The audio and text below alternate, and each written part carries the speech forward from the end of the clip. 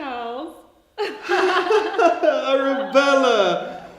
You're... Yes, 7 months. Matthew's wedding.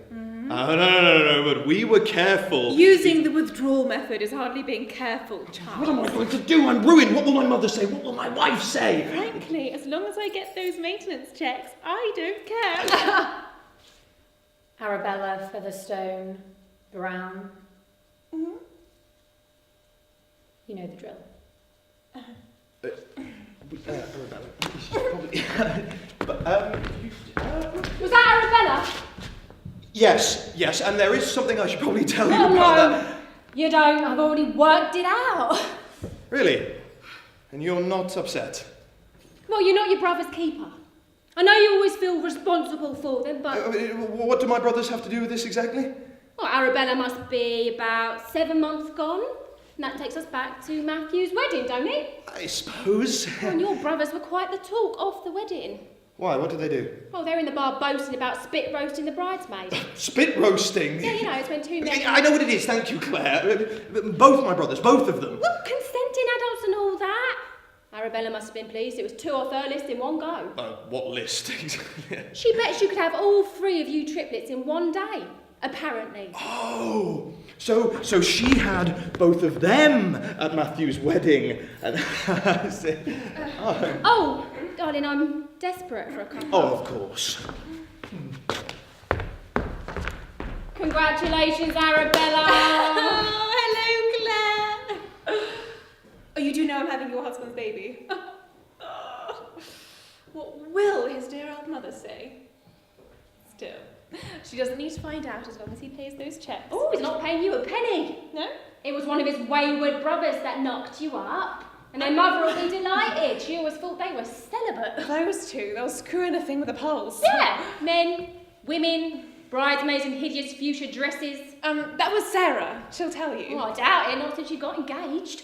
She'd never admit to anything that would risk that relationship. Well, she'd have to in court. Oh, she'd put her hand on the Bible and swear to anything. The good book's not as important as the checkbook. Well, the DNA test will be enough.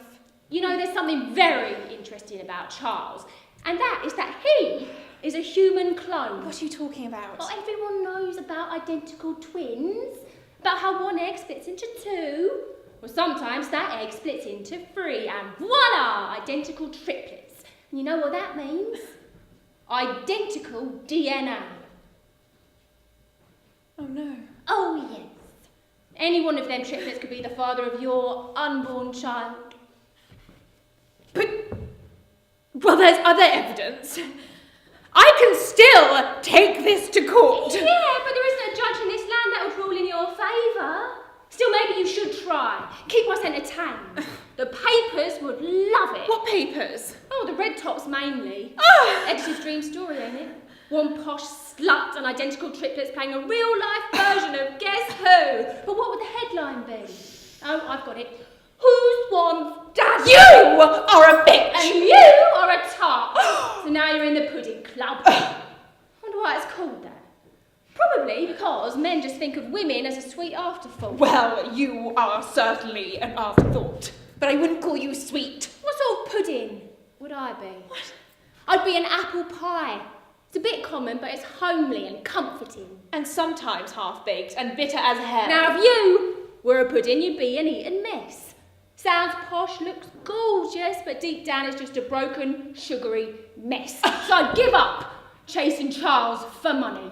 Just choose between his brothers. During their rather sordid menage a trois, one of their dicks had to be the reproductive end. Pick Robert.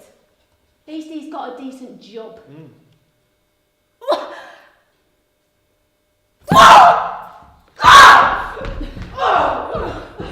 Isn't it lovely news? Robert's gonna be a father. Oh. Poor Christian, though, the only Marsbury without a baby on the way.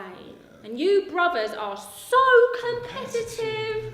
If only we could find him a nice girl. Charles! Rachel.